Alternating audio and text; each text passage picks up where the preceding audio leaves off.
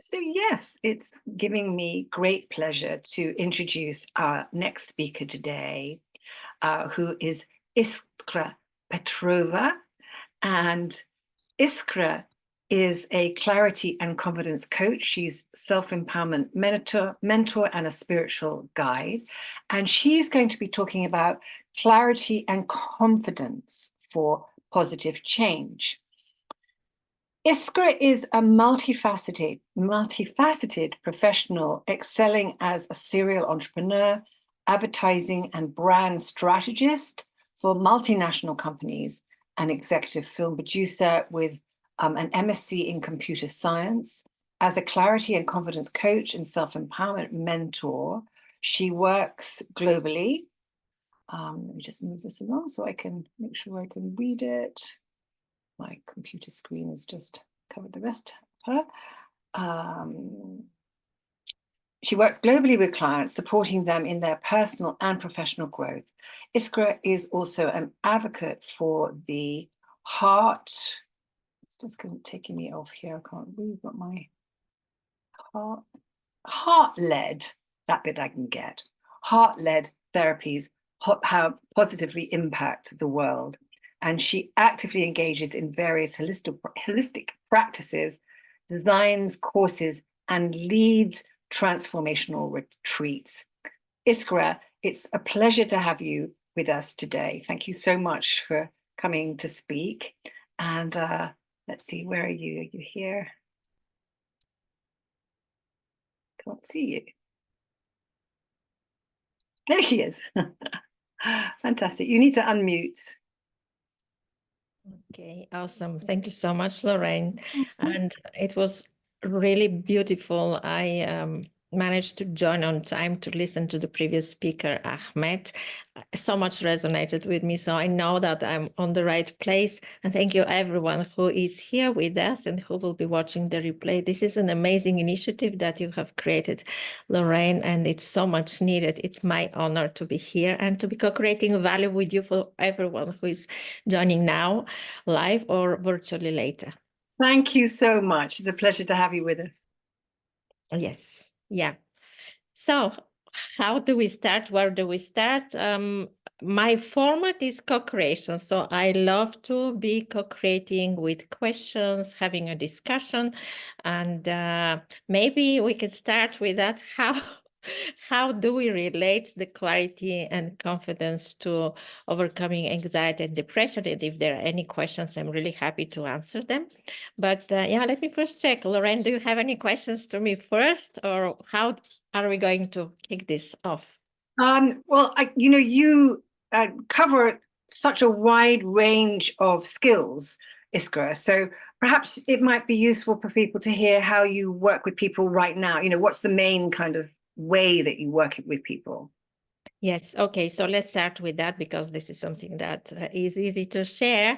As you already shared while you were presenting me, my passion, my heart is to support other heart-led, purpose-driven people. And this might sound as a cliche, but it's really very important to me. I believe that all of us as experts, therapists, entrepreneurs, counselors, social movement leaders, it is important to acknowledge what is it, how do we identify ourselves, and who are the people that we choose to work with. And this is what actually is one of the first things that I'm helping my clients, or I'm holding space for them to discover for themselves, is to know what are their needs and to acknowledge their power, to acknowledge their right to be choosing their clients.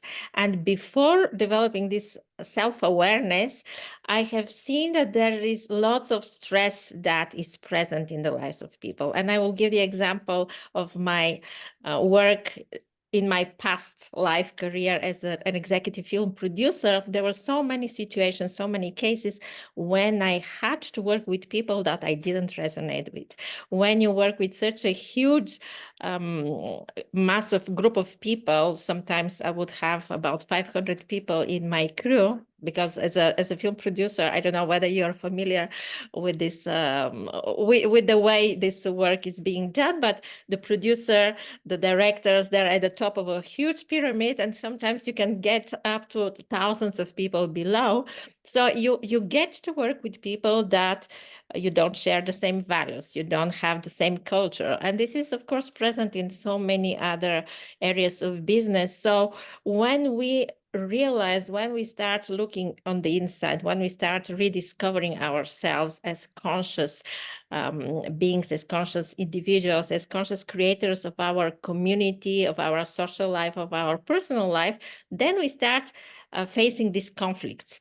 We recognize that we have particular values, but the people who we meet, they don't share them. And then we start, it can lead to anxiety, it can lead to lots of stress, it can lead to lots of health aggression, it could lead to problems in communication, not knowing how to set boundaries, not knowing how to express ourselves authentically as who we are. So this is something that I'm supporting my clients to discover for themselves, and acknowledging their self-worth. They realize that actually they have the right to choose their career path. They have the right to choose their life environment. They have the right to choose their clients. And recently I spoke with a colleague, a peer, another coach, and she was saying, if my client likes me, then we will continue to the conversation. And I said, no, if you like your prospect, then you will invite them to the next conversation. Because if we force ourselves to do work that is not resonant with who we are, it's not in alignment with our complex of values, of needs, even our higher needs, we don't talk about the basic needs from the Maslow's pyramid, then it shows energetically, it shows in our self-expression, it shows in the effectiveness of the work we do. So this is just one part of one aspect of the work that we do.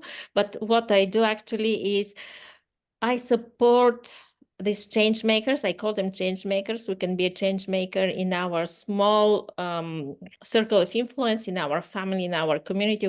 We could be a change maker at a bigger scale. I have a client who became a TEDx speaker after our work together. I support them to rediscover, to rebuild themselves from within. And now I'm using words of my clients. This is how they share what is the outcome of our work together. I help them find the place where they feel comfortable to be who they are. I help them become authentic in their expression, in their small, in the family, within the circle of their friends, as well as in their message publicly shared on social media, on their YouTube channels. And they give themselves permission to follow their dreams, to follow their heart, to follow their purpose. And eventually this leads to higher impact, to launching programs, to writing their first books, to, as I said, to becoming a TEDx speaker. So the expression of an authentically connected with themselves person could be really broad. And on first place, it's happier relationships. Almost all, maybe 99% of my clients, the biggest change that they see is in their families, in the relationship with their children, with their parents, with their spouses. A couple of people found the loves of their lives. So yeah, I have so many stories that I'm really passionate about sharing, but I think now we have a different focus. Yeah. That's great. I mean, the whole thing about authenticity is fundamental, particularly right now, I think, Iskra, when we're dealing with AI and the potential of so much fakery. And I was actually listening last night to a podcast by a guy called Gary V. Do you know him? Do you know Yeah, him? absolutely. Yeah, he's one of the icons in the online Yeah, space. Yeah. in the social media, he's been producing content for the last, I think, over 20 years, and he's one of the leading experts in social media. And what he said was, this was recorded in 2023, and what he said was that that it is so important that we are authentic. That's what he said. It's so, and he also said, interestingly enough, because I think for a lot of people who are particularly who work as healers and therapists and that, who are putting out stuff in social media, but just anybody who's in business who's putting stuff out in social media. He said, and please, he said, make sure you put out things that are happy. He said, I'm so, it's so important that we share a positive, understanding of the world. So, yeah, I mean, I think it's very interesting. And I don't know what your feelings are about AI, but, I just thought I'd put that in. Yeah, maybe I will take the topic, the authenticity. It's one of my biggest thing, my biggest topic, because all the work that we're doing, the work that I'm doing with my clients, but we do it together. As I said, I'm a co-creator. I'm channeling, or I'm mirroring their energy back. I'm reflecting so that they can find the power within themselves, is directed to being authentic. Why to be authentic? Because when you're authentic, things are easy. It sounds easy, it sounds simple, but stepping into your authenticity does not require putting masks. You don't really, you're not concerned about how you will be presenting yourself here and there, whether people will like you or not, because you are being you. And it's not as easy. It doesn't mean that we have to be blunt wherever we go. We have to be disrespectful for people. It's exactly the opposite. We learn to respect ourselves. We learn to treat ourselves with dignity, with love, with trust, with compassion, and becoming more connected with who we are, and more connected with this concept of self-love and self-trust. Is actually helps us being more compassionate, more respectful, more accepting, more tolerant, more, there is a word that I don't like, more forgiving. I mean, it's a whole different topic about forgiveness. For me, forgiveness means being superior to someone else. So I wouldn't use this one, but more acknowledging the other person once we learn to accept, love, and trust ourselves. And this comes with authenticity, because being authentic means I'm accepting myself for who I am, with all my flaws, with all my skills, with all my talents. I'm accepting myself wherever I am. This means that I'm also giving permission. Nobody else needs our permission, but I'm also giving other people permission, or they feel the possibility or the freedom or the comfort to be themselves as well. So authenticity is a magical thing. Once we acquire this skill and acquire this state, because it requires both skills and presence, then things get so much easier. And I would say even magical. I like to use this word magic, because I believe that we are connected in a common field. There are so many things that we read in the books. Sometimes we experience, we read our thoughts. Magically, someone appears in our life when we think about them or when we need them. But yeah, coming back to authenticity, this is a powerful state. It's a powerful skill.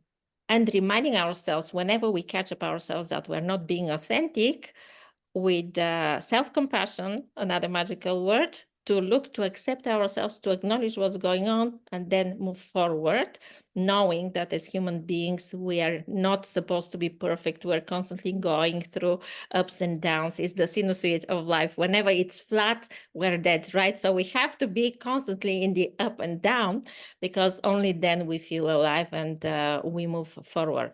Maybe at a different call of a spiral. It depends on which metaphor or model of the life journey we like. But yeah, it's exciting to be alive, exciting to be growing, exciting to be learning more and more about ourselves. Absolutely, I'm right with you there. And I also, I mean, what you're saying about the magic too, with authenticity. I mean, I don't know if you heard me speaking earlier, but I told the story of how I became a singer, as I started out a career in psychology, and then I completely changed and went into a career as a singer. And that was my first major calling. And that was my authentic self coming through. Actually, the psychology had been a diversion at that time. Come back to it now. It's like, later, everything finds its place as you go through your life. And there were times when I experienced it as a curse, actually, because one, I decided I was going to become a singer. Then I had to completely retrain, and I had to find more money, and I had to, go to back to school, and then I had to find work, and there were plenty of times within that when it felt like, wow, this is just really, really hard. But at the same time, I think there was that connection when you're in your authentic self, that you're connecting, I would call it, with consciousness at a different level. And that it's then not us doing it. We're then working with the energy of the universe, which has this amazing way to kind of bring things in, which I think is what you were referring to as the magic. Would that be right? Yes, yeah. I think this is a very beautiful way, the way you put it. I observe now what's happening with the young children. I have an 11-year-old boy, and not recently, I'm talking to his classmates and being invited to speak at school. I created before several programs that will endorsed by our Ministry of Education on emotional intelligence, on relationship, etc. So I see how society is putting pressure on children, and they start forgetting who they are authentically. They start learning what is right and what is wrong. Because of loyalty to their parents, they don't listen to their bodies. They don't listen to whether the body feels cold or hot, whether the body feels hungry or not, because mom is saying, eat your food because you will get weak. Put your jacket because it's cold outside. But the kid is boiling because their energy is so warm and so hot because they're constantly in movement. So picking up all these limitations, we come to a place when we're not authentic anymore, unless there is this intrinsic wisdom, the voice of wisdom that stays awake, stays alive, and keeps us connected with that. And sometimes we may witness ourselves acting and doing things that feel so truthful to us, but don't make any sense regarding what we're used to do or what we're told to do. This happens with children. This happens some with adults. We follow our intuition without being conscious, without being aware of it. And life starts changing when we start developing consciously this ability to reconnect with ourselves, to listen to our gut, to this energy center in the lower part of our belly, to follow our heart.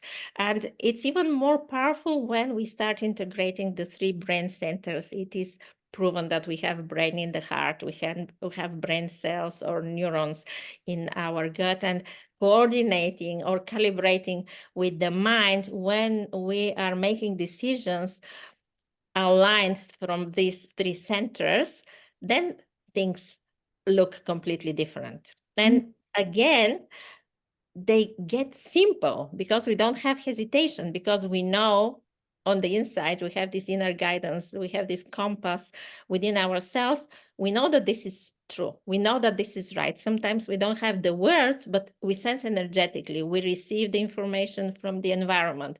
We feel the energy of the person in front of us. And even if they look perfect, they look beautiful, they look professional, something is telling us that this is not the right person. This is not the right business partner. This is not the right collaborator. This is not the right intimate partner. And we don't know why, but when we choose to listen to, Ahmed spoke about listening to the body, when we choose to listen to ourselves, then things feel easier when we follow this inner voice, guiding voice.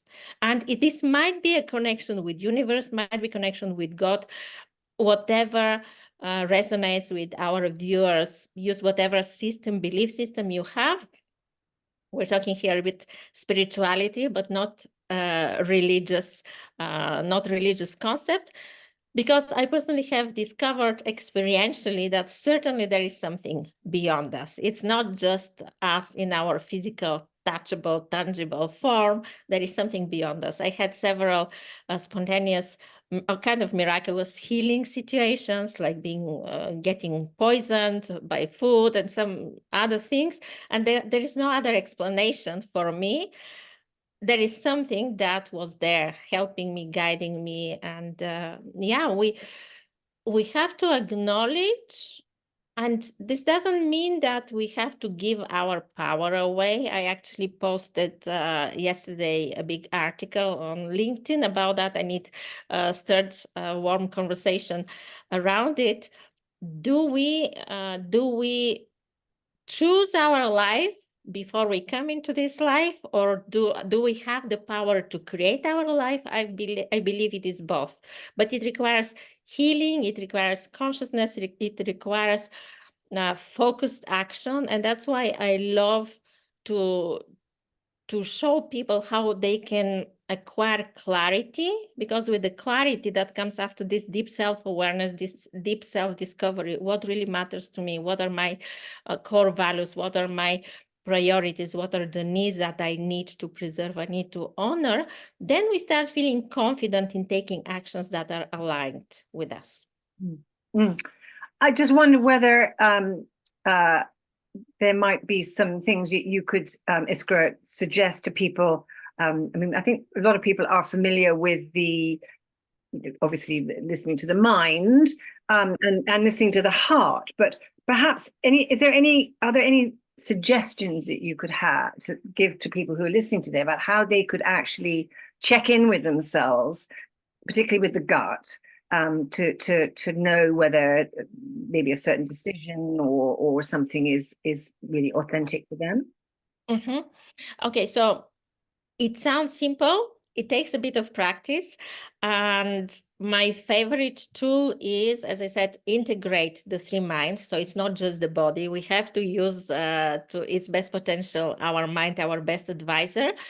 Let's take an example. I think it will be easier. When we feel that we're frustrated or something is going on, let's say at work, it's easier to think about work because talking about family is so much dearer to us, and family pushes our buttons the hardest. So let's say something is not going on at work. The very first thing is to acknowledge what is happening, to acknowledge the body sensations, to say, I'm feeling tension here. I feel my blood is boiling. I feel this tension in my stomach and not in my stomach. To acknowledge it without any judgment. This is happening. We make the observation. Then we can go a step deeper. What am I feeling around it, around this situation? So I discovered that my body is not feeling very comfortable. So emotionally, how am I feeling?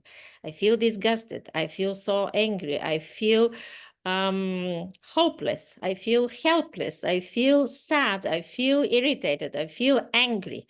Again, acknowledging, accepting these bodily sensations, accepting these emotions without judgment. All emotions, all body sensations, they're all allowed. Again, coming back to the children that are being told you shouldn't be loud, you shouldn't be screaming, you shouldn't be crying, this is not good. Exactly the opposite. All is good, provided that we're not hurting, not harming anybody, observing ourselves and registering, simply registering what is happening. So we register what's happening with the body, we register what's happening with our emotions, we register our breath. Maybe I'm short of breath, maybe my pulse is going too fast, and then checking the thoughts. What is happening with my thoughts? What I'm thinking around? Am I blaming? Let me hear the words, the sentences that I'm saying in my mind. So what did we do? We checked with the gut, where is the animal wisdom, the gut, the instincts. We checked what is happening with the body. We checked through the heart, what are the emotions, and now we're using the mind to check what are the thoughts that I'm thinking. Maybe these thoughts are actually the cause of the emotions, the cause of these bodily sensations. Of course, the thoughts are coming as a reaction to something that is happening around me. Sometimes it's the opposite. Sometimes the body responds and then everything else develops. But taking a look and shifting perspective, checking whether first there was the body sensations, then the emotions, then the mind. Maybe it was first the mind got triggered because something was said and we didn't like it. registering them, and simply by doing that, we are already calmer. Why are we calmer? Because we have given a task to our busy chattering mind to do something, to list the experiences, and we already breathe slower. We already breathe easier. I have to say that this is not always possible where you are in the middle of a heated conversation. This is something that you can do later, maybe when you come home and you can create time to do the analysis of the whole situation. What will help you if you are finding yourself in a conflict or maybe in an unpleasant situation at work is to start breathing, to take a pause, maybe to excuse yourself, to get out of the room or to step out of the battlefield, if we can call it like that. Reconnect with yourself and say, something is happening, I'm experiencing something. Even if it's my fault, I'm not going to blame myself now because I know that this shall pass. I know that in several hours or several minutes, I will be feeling differently. Let me be curious and explore what's going on. And let's see how can I make the best out of this situation. So detachment from the actions, detachment from the present state, detachment from the emotions, taking the space of the silent observer. I am cultivated in Taoist principles. I started meditating and practicing Tai Chi Chuan back in 1994 or 5, I think, with the Chinese masters. So this is part of my philosophy and my look at life. There are several aspects of our consciousness, there are several aspects of our mind, and we can start learning to utilize them, to utilize all of them or some of them, and taking the place of the observer who is seeing it all. The observer, this part of the consciousness of the mind that is seeing our thoughts, is seeing our emotions, is seeing our body sensations, is helpful for us to bring ourselves out of this unpleasant situation. Here, I'm not talking about the moments when we're in danger. Of course, the first thing is to make sure that we step out of this uncomfortable situation. We're talking about daily manageable situations that are uncomfortable.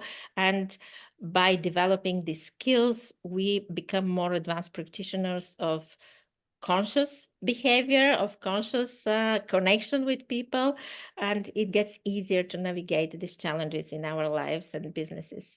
Oh, absolutely. Yeah. Yeah, fascinating. You explain it all so beautifully and so well, and it's so clear. Just the self-awareness that we need to have in order to be able to function properly at whatever level we are called to is the key.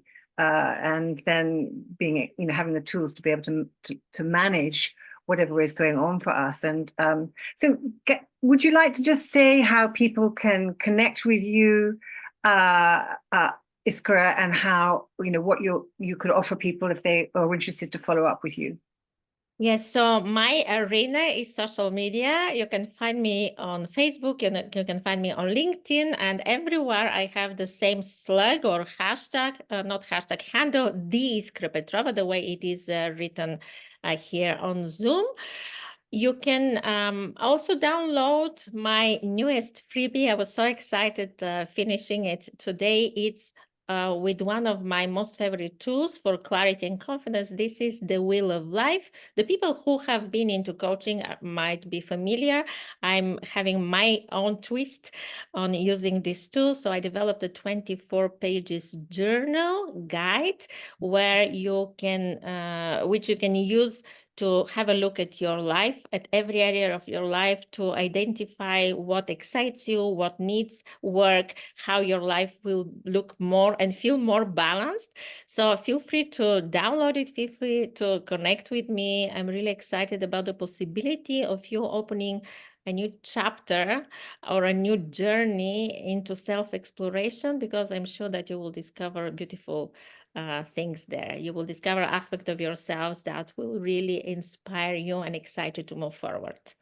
Yeah, I'm just checking to see. Denise has all of those details which she's put in the chat, and we will continue to do that. Do we have those details of the I will share with her just in a moment. I will share with her the link to the freebie, to the PDF. And yeah, I'm really grateful for the space and for the opportunity to have this beautiful conversation with you today. Oh, thank you. It was very informative. Really just enjoyed listening to you really so much. Just fantastic information and clarity. I just say it was great. So thank you so much for being a part of it. Thank you so much. Thank you, everyone. Yeah. Okay then. Take care.